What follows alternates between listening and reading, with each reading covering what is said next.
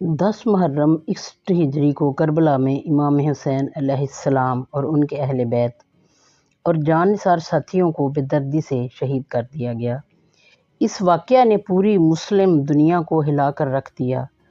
یزید بن معاویہ جو اس وقت شام کا حکمران تھا، اس نے اقتدار کی خاطر آل رسول پر ظلم کیا۔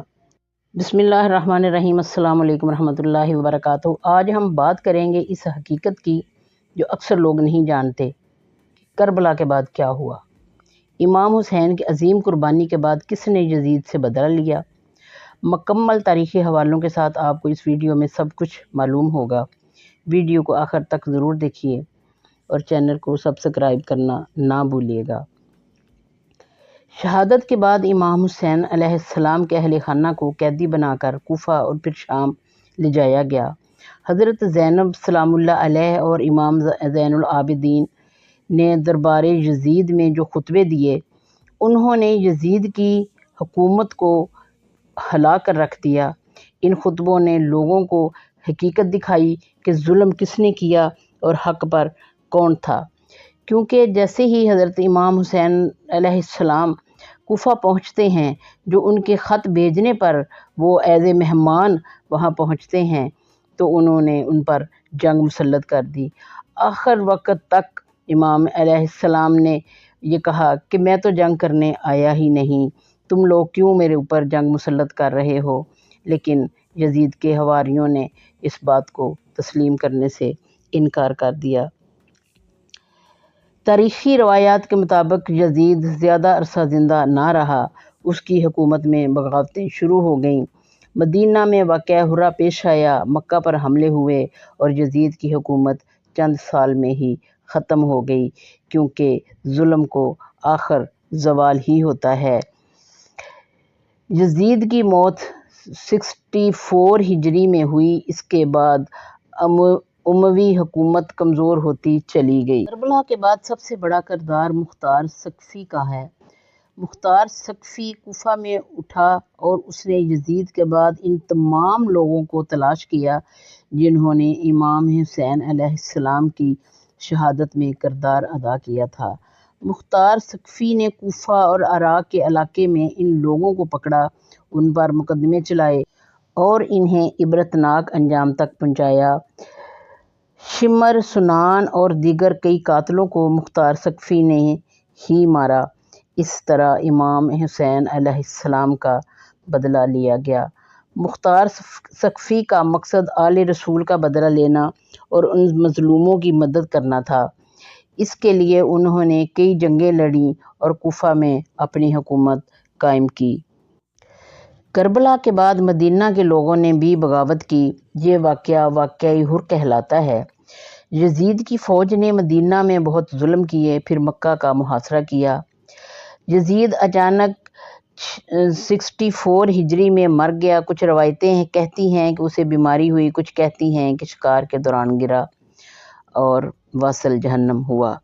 اس کے بعد اس کا بیٹا معاویہ بن یزید حکومت پر بیٹھا، لیکن اس نے 3 مہینے بعد ہی دستبرداری کا اعلان کر دیا، کیونکہ وہ اپنے باپ کے افعال سے مطمئن نہیں تھا۔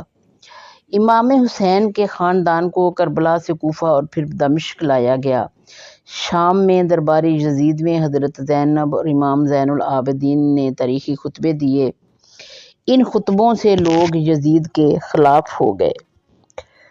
اہل بیت کو بعد میں مدینہ واپس بھیج دیا گیا اور وہاں امام زین العابدین نے دعاؤں اور تعلیمات کے ذریعے لوگوں کو حق سے جوڑے رکھا۔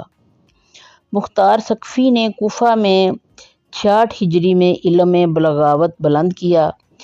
اس نے اہل بیت کے حامیوں کو اکٹھا کیا۔ اس کی فوج نے امام حسین علیہ السلام کے قاتلوں کو ایک ایک کر کے مارا۔ شمر بن ذل جوش، جس نے امام کا سر کاٹا، وہ پکڑا گیا اور واصل جہنم ہوا۔ ابن زیاد، کوفہ کا گورنر جو حسین کا بڑا دشمن تھا، اسے بھی مار دیا گیا۔ کئی اور لوگ جنہوں نے ابن زیاد کوفے کا گورنر جو امام حسین علیہ السلام کا بڑا دشمن تھا، اسے بھی مارا گیا۔ کئی اور لوگ جنہوں نے لشکر یزید میں کردار ادا کیا، انہیں عبرتناک انجام ملا۔ مختار نے خود کو امیر المختار کہا اور کوفہ پر حکومت کی۔ اس کی حکومت تقریباً 2 سال رہی۔ بعد میں اموی فوج نے کوفہ پر حملہ کیا اور مختار ثقفی کو بھی شہید کر دیا گیا۔ مختار ثقفی کے علاوہ عبداللہ بن زبیر نے بھی یزید کے خلاف بغاوت کی۔ اس نے مکہ میں حکومت قائم کی اور خلافت کا اعلان کیا۔ یزید کی موت کے بعد اس نے کئی سال حکومت کی۔ بعد میں اموی جنرل حجاج بن یوسف نے عبداللہ بن زبیر کو شہید کروا دیا۔ کربلا ہمیں یہ سبق دیتی ہے کہ باطل کتنا بھی طاقتور ہو، ہمیشہ حق کا۔ بعض تاریخ دان مختار ثقفی کو ہیرو مانتے ہیں تو بعض اسے ایک سیاست دان کہتے ہیں، مگر حقیقت یہ ہے کہ اس نے آل رسول صلی اللہ علیہ وآلہ وسلم کے دشمنوں کو عبرتناک انجام تک پہنچایا۔ کربلا کا پیغام آج تک زندہ ہے۔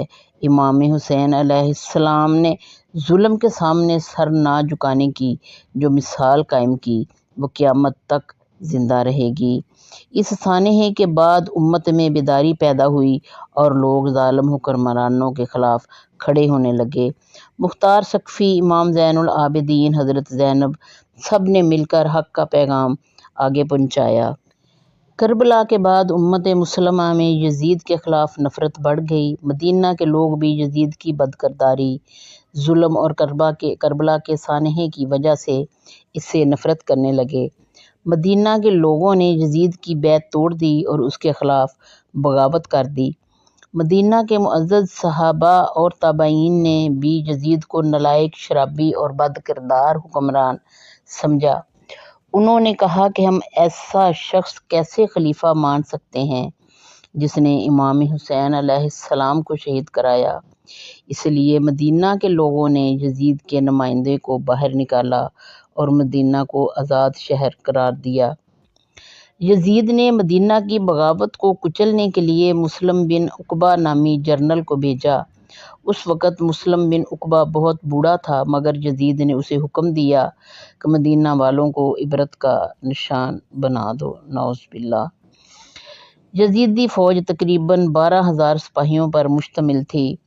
مدینہ والوں نے رسول اللہ صلی اللہ علیہ وآلہ وسلم کے نواسے کی شہادت کے بعد عزت بچانے کے لیے اپنی جانیں قربان کیں۔ مدینہ کے لوگوں نے شہر کے باہر حرہ کے مقام پر یزیدی لشکر کا مقابلہ کیا۔ صحابہ کرام اور تابعین نے مدافعت کی، لیکن وہ تعداد میں بہت کم تھے۔ بہت بڑی تعداد میں مدینہ کے لوگ شہید ہوئے۔ جنگ کے بعد یزیدی فوج نے 3 دن تک مدینہ کا محاصرہ کر کے لوٹ مار کی۔ عام شہریوں کو قتل کیا، گھروں کو لوٹا، حرم رسول کی حرمت کا لحاظ تک نہ رکھا، مسجد نبوی تک محفوظ نہ رہیں۔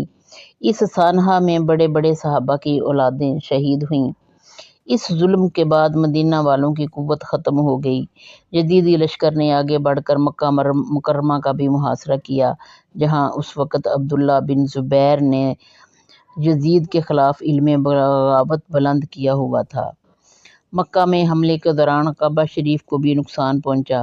واقعہ حرہ نے یزید کی سفاکیت کو مزید بے نقاب کیا۔ مدینہ طیبہ جو نبی کریم صلی اللہ علیہ وآلہ وسلم کا مقدس شہر ہے، اس پر ظلم نے امت کو ہلا دیا۔ یزید کی حکومت کے زوال کی ایک بڑی وجہ یہی ظلم بھی تھا۔ مسلمانوں میں یزید کی حکومت کی کوئی اخلاقی حیثیت نہ رہی اور لوگ اس کے خلاف اٹھ کھڑے ہوئے۔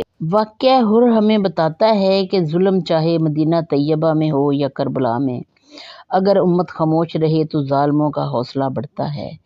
امام حسین علیہ السلام کی قربانی اور واقعہ حرہ دونوں ہمیں بیدار رہنے اور حق کے لیے کھڑا ہونے کا سبق دیتے ہیں۔